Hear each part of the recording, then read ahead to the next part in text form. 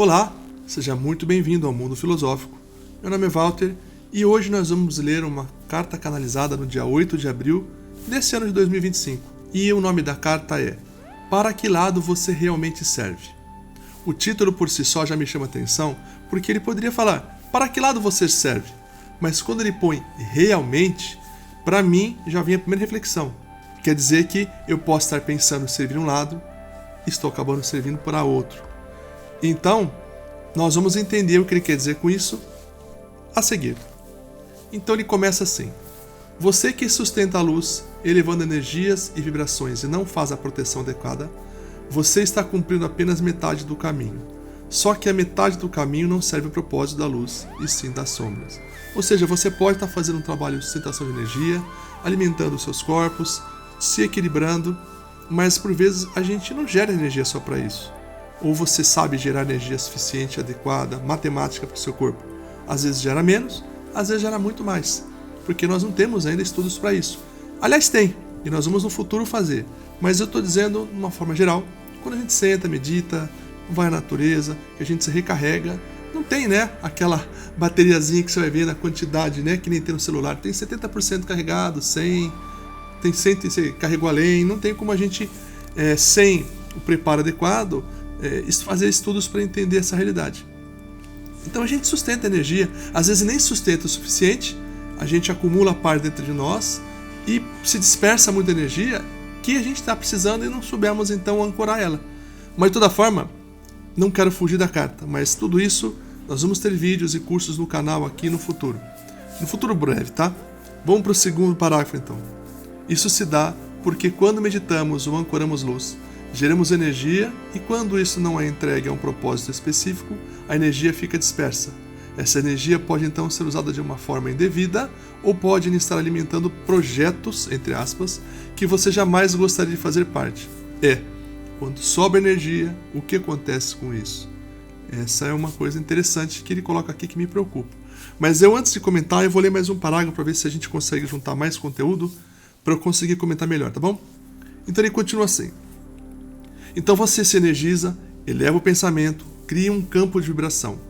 Mas basta a aproximação de um ser não-luz que tudo que você criou é aproveitado por ele de forma instantânea. Isso porque você pode não estar sabendo como se proteger. Trata-se de um cenário muito maléfico, por vezes injusto, pois de certa forma a pessoa está alimentando o mal, pensando em estar fazendo bem. Ok, é muito comum isso quando a gente assiste aqueles vídeos de canalização guiada, meditação guiada, em que a gente senta e faz aquela oração. Tudo isso é muito importante e deve ser feito, porque onde a gente acende uma luz, não há mais sombras. Por outro lado, existem momentos em que a gente faz a oração, acende uma luz, acaba a oração, a energia está ali, e a gente está ali. Ou a energia está naquele lugar. Este é o problema. É esse espaço entre o momento em que a luz faz presente e o outro em que existe uma energia circulando, que você sente essa vibração e fica ali. Este é um momento perigoso. Então, o que ele está dizendo aqui? Que o problema é justamente a gente eleva o pensamento, cria um campo, e aí, de repente, algo que está próximo da gente vem e suga isso. Ou seja, quem está se valendo deste nosso trabalho, além de nós mesmos, são esses vampiros, essas consciências de energias que têm que também se alimentar de luz para sobreviver, ainda que para fins contrários ao nosso interesse. Então, nesse cenário, nós temos que saber lidar com isso, porque é um problema. Afinal, nós temos que fazer esse tipo de serviço, mas não podemos permitir que isso também seja vazão para coisas que não são do bem. E aí ele continua. É por essa razão que, por vezes, muitas manifestações sombrias e com muita inteligência, diga-se de passagem, se manifestam como anjos, como seres divinos, até mesmo imitando consciências elevadas como a de Jesus Cristo, para que você eleve verdadeiramente a sua vibração e devoção e, em um segundo momento, tome essa energia de você. Então, olha só que coisa. Quer dizer que existem consciências que não são do bem, fingem ser do bem, é o lobo em pele de cordeiro espiritual, né? Cria uma caracaça, alguma coisa assim, que aparece pra gente como um ser de luz, nos guia no trabalho, a gente está sustentando energia e esse cara não é do bem. E como é que a gente faz então para saber separar o joio do trigo, né? É um grande problema que a gente vai ter que saber lidar para poder trabalhar. Então é necessário, continua na carta, que se faça um trabalho de proteção de energia e de pensamento. Por isso que a expressão orai e vigiai é tão importante e faz ainda mais sentido nesse momento. Então, começamos aqui então a entender para onde vai. Então, Cristo já dizia, né? Orai e vigiai. Porque, de certa forma, o que atrai esses seres não é a nossa oração, é o que a gente faz enquanto a gente não está orando. Então, aquele orador de final de semana, atleta de fim de semana, fazendo uma brincadeira paralela, percebe que não adianta eu fazer orações esporádicas se a minha conduta não condiz, porque eu estou abrindo portas para que essas coisas aconteçam. Então o caminho é você viver uma vida de oração, uma vida de luz. E aí é o que esse canal quer trazer. Não basta despertar, ter boas intenções, não basta você se abrir para o bom, se você está dando brecha para coisas ruins entrarem perto de você. E ele continua. O trabalho de vigiar e proteger a chama que você gera é muito importante. Por isso que é tão importante fazer os salmos de proteção. Vamos falar já disso. Oração ou decreto de proteção. Pois você acaba selando o seu corpo, sela o ambiente. E ele sugere usar vela, incensos, plantas, uma boa música. Tudo para você manter o ambiente com energia protegida. Sempre chamando a proteção ativa para que se afaste de você essas energias negativas. E que a energia positiva fique disponível não para aqueles que têm a plena confiança de que operam para o bem, senão melhor, que não se gere nada. O mal ganha sem fazer nada. Então, eu não sei se eu comi alguma vírgula aqui na leitura, mas o que está dizendo é o seguinte: além de a gente ter que vigiar, proteger essa energia que a gente está gerando, a gente também tem que fazer salmos, orações e decretos de proteção, para poder fechar o nosso corpo e o ambiente. Ele sugere o uso de vela, incenso, plantas, música boa. Aqui, veja, ele está falando de montar um altar. Por que é importante você montar um altar? Se você tem um lugar que você vai lá, deposita a tua oração toda vez naquele lugar, se torna meio que um totem de luz.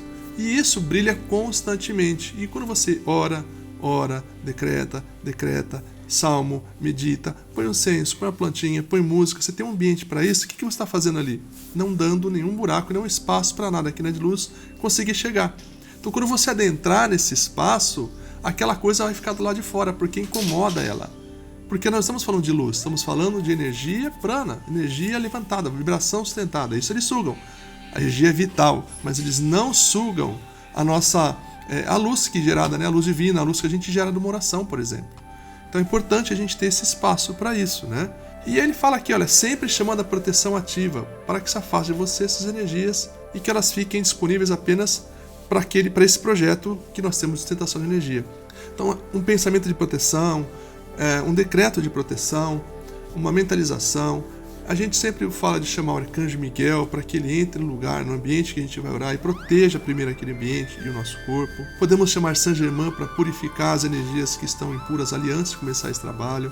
Depois eu deixo, ou num shorts ou aqui no canal de alguma forma, eu vou deixar uma pequena sequência de orações ou de frases que a gente pode fazer com algum propósito para selar o ambiente que vai ser usado para esses fins, se você não tem um altar. Mas mesmo tendo altar, eu sugiro que você sempre abra fazendo esse tipo de coisa.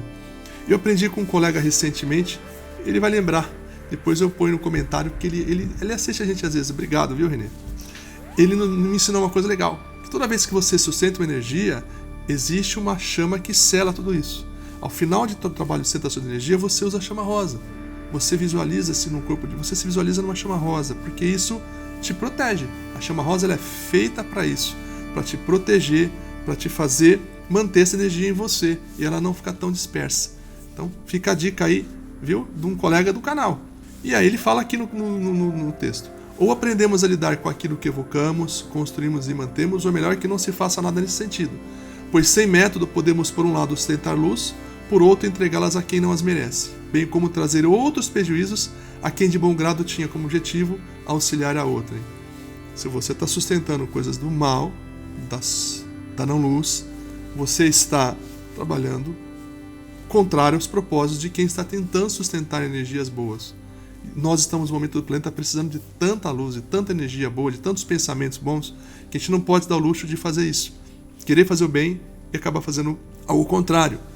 Então, é importante ter propósito. Se você vai meditar, fala, eu preciso de energia para o meu corpo e para o planeta, por exemplo. O que você pode fazer é sempre direcionar, porque aí tudo aquilo que te representa, aqueles espíritos que te animam, vão ajudando você a direcionar essa luz. Porque às vezes a gente senta e começa a meditar, ninguém sabe o que a gente está fazendo.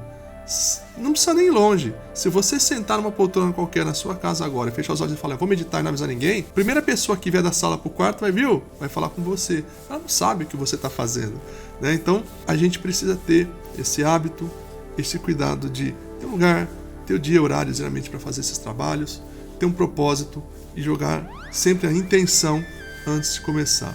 E ele continua falando assim: como não sois cristalinos e puros, tudo que fazem e que não é certo é espaço pernicioso que dá sustentação para as consciências não luz se acoplarem e tomar de inopino toda a energia gerada e não protegida. Por isso temos que sempre ter atitudes, pensamentos, palavras e gestos elevados para evitar qualquer ponto de fraqueza. Gente, é a Bíblia, né? Jesus dizia isso, né? Cuidar do que faz, com o que fala. Então veja aqui, a gente está só vendo a mesma mensagem simples de uma forma mais abrangente, nos dando mais conhecimento e mais responsabilidade sobre vigiar o que nós fazemos. E aí ele comenta: além de levantar energia, temos que ter o contra-ataque. E ele diz: contra-ataque não é atacar, mas repelir. E aí ele diz: aqueles que fazem trabalhos diários de meditação e decreto, esse trabalho cria um pequeno espaço, um espaço santo, e um volume específico de energia para que se mantenha o espaço limpo, que é o que a gente falou do altar. Aí ele diz assim: durante o dia as coisas vão nos tirando desta equação de equilíbrio, e por isso, quando sentirem que há brechas, voltem a esse espaço espiritual. Então veja que esse totem, esse altar que a gente cria, que é um ponto de luz no nosso ambiente, na nossa casa, também serve de um lugar para ancorar a energia. Se não está bem, vai lá, senta, pega um pouco da energia que está ali parada como fosse uma fonte de luz e volta a meditar para você encher de nova fonte, para que ela nunca se esvazie. E aí ele continua: o trabalho diário tem suas vantagens, pois as energias que a gente sustenta não conseguem tirar de nós a luz criada. Veja que eu dei spoiler na minha forma de pensar na mensagem, né? Mas enfim, ele está dizendo exatamente o que a gente falou: ter um altar. Aí ele comenta assim: agora nos resta apenas refletir o que fazer, como fazer e quando fazer. E aí ele diz assim também: o que fazer e como é com você, mas quando? Agora. Não pode esperar nem mais um dia. Pessoal, veja que interessante que essa mensagem ela tem pontos específicos. Primeiro, orar e vigiar. O que a gente fala, o que a gente pensa, o que a gente faz, para que a gente possa ser cada vez menos um queijo suíço, né? Que ter buracos na nossa campo de luz, que é por ali que essas coisas que a gente vai dizer como não luz entram ou se apropriam da nossa energia.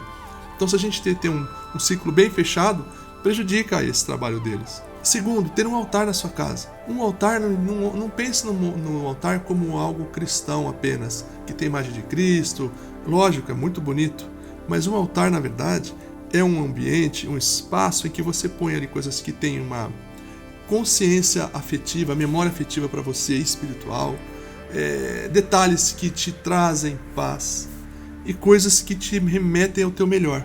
Por isso que a gente põe uma planta, põe um cristal, pode pôr um sino, pode ter um espaço para um incenso. E ali você tem que ter o conforto para olhar para aquilo, tem que te remeter ao que tem de melhor. Quando você for meditar, você vai depositar luz ali. E se você usar sempre para orar ali, para meditar, para fazer trabalho de decretos, você vai ter um lugar santo. Aquele cantinho vai ser um santuário dentro da sua casa. E vai ser muito importante porque você pode usar, como você ter troca de experiências. E você for fazer meditação nesse lugar, você vai ter um lugar protegido para você fazer experiências espirituais, meditativas. Eu comentei dos Salmos, né? Eu vou fazer então um vídeo próximo que eu desenvolvi uma plataforma na web que você pode pegar por temas e acabar desenvolvendo um conjunto de salmos para você fazer orações específicas. Muitas pessoas falam desse trabalho, tem alguns canais no YouTube fantásticos, como o do professor Ademar Ramos, que morreu alguns anos atrás, mas foi um dos maiores precursores da eubiose no Brasil. Então assiste lá ele, tem alguns livros também da Magia dos Salmos que são maravilhosos, mas existe uma plataforma web que eu estou terminando de desenvolver, depois eu vou doar esse link gratuitamente para vocês, que aí você escolhe o tema. Eu estou com problema de saúde, você escolhe lá, clica e ele sugere quais são os salmos que tratam dessas questões. E aí você gera uma espécie de um salmório, é um PDF que você imprime e você vai ter os salmos específicos para você poder fazer trabalhos de oração. Também legal porque você vai poder trabalhar com magia angélica, que é os salmos, é isso, magia angélica pura. Lembre-se que os anjos controlam os elementais sustentam esta realidade. Magia, para mim, é você alterar a sua realidade com a força da tua existência. Só isso. Não é jogar raios, não é Hadouken, não é abracadabra, não é truque. É força do pensamento. É força da oração. Aquilo que Deus nos ensinou pela própria Bíblia.